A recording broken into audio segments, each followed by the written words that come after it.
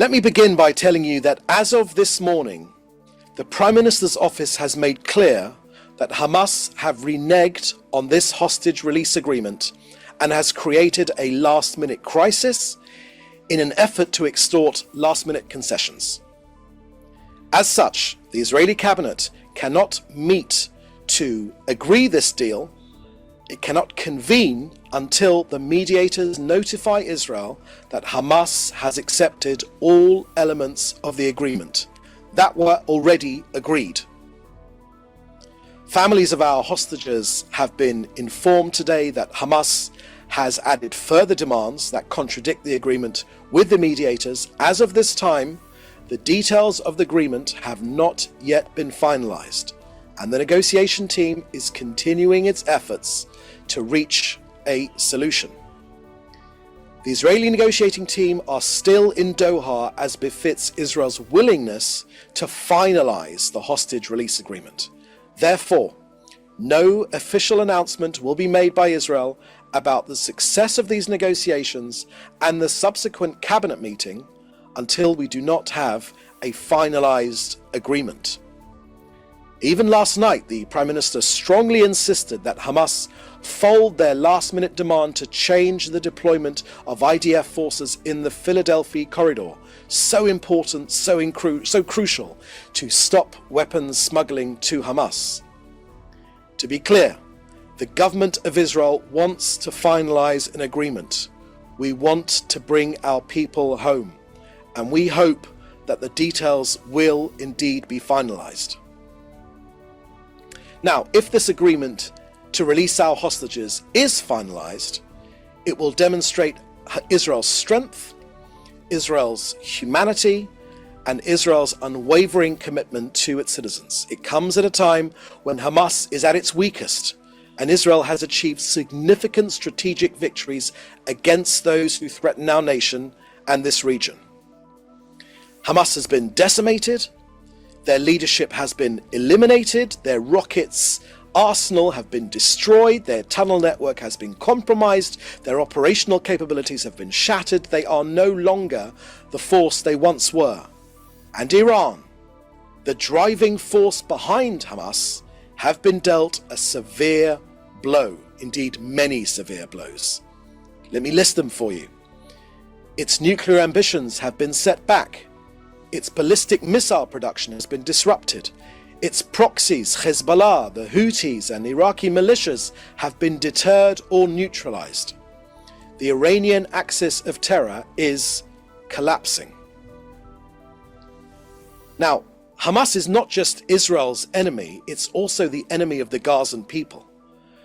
They have used ordinary Gazans as human shields, deliberately maximizing civilian casualties to fuel their own propaganda. They steal humanitarian aid and they sell it back to Gazans at extortionate prices. They starve and exploit their own people. Their evil knows no bounds. But Israel is not just fighting Hamas. We are liberating Gaza from Hamas's tyranny. Every strike against Hamas is a step forward towards freedom for Gazans from this brutal regime. Now, we're asked often why this agreement has come to a head now. I'll tell you. This moment has been chosen because of Israel's military and diplomatic strength. Hamas is on the ropes, and international pressure, including President Trump's decisive stance, together with the Biden administration, have created the conditions for this agreement, if that does indeed come to pass. This is Israel acting from a position of power. We do this because every Israeli life matters, every Palestinian life matters. While Hamas dehumanizes and exploits their own people, Israel saves lives, both Israeli and Gazan. We show the world the stark difference between good and evil. Now, this hostage deal, this hostage agreement, if it is finally agreed, is not a concession.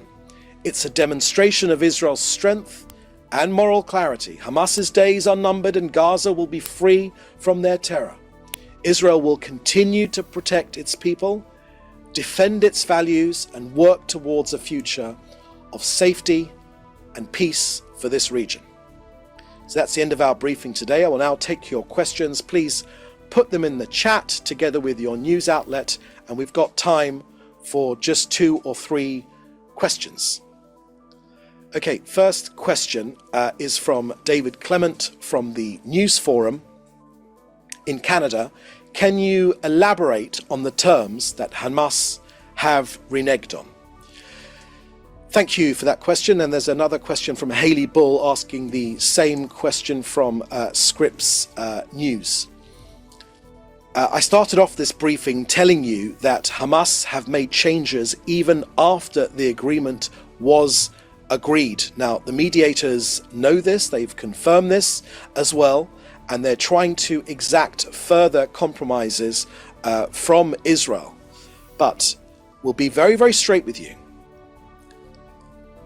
This hostage release, if it happens, the primary function of this hostage release deal is to get our people home.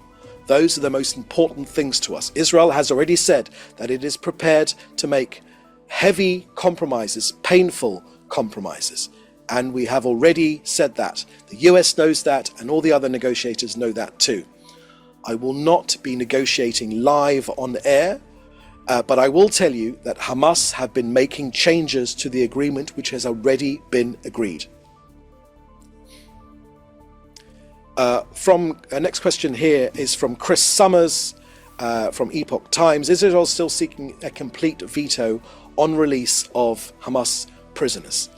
So thank you for that question, Chris. That information will be in the agreement when it is finally finalized. We thought we had an agreement last night. Today, Hamas have been making changes to this agreement. Now, Hamas are a jihadist organization. They are renowned for terrorism and for killing and for murdering families. They are not renowned for their keeping to deals. So when this agreement is finalized, the details of the deal will be clear for all to see. Okay, that's the last question we've got time for today. Thank you for joining us. We'll have another briefing next time, and we look forward to joining you. We'll let you know when that is. In the meantime, for interviews or for any other question, please do get in contact in the usual way. Thank you for joining us, and we'll see you next time. Please do stay safe. Bye-bye.